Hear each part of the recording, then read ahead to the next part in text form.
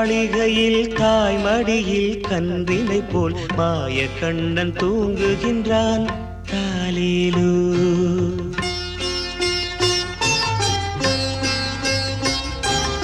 ஆயர்பாடி மாளிகையில் தாய்மடியில் கன்றினை போல் மாய கண்ணன் தூங்குகின்றான் தாலேலோ.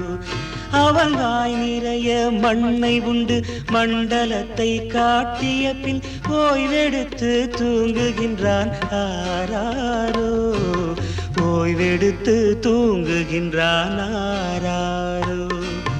ஆயர்பாடி மாளிகையில் தாய்மடியில் கன்றினை போல் மாய கண்ணன் தூங்குகின்றான் தாலேலோ.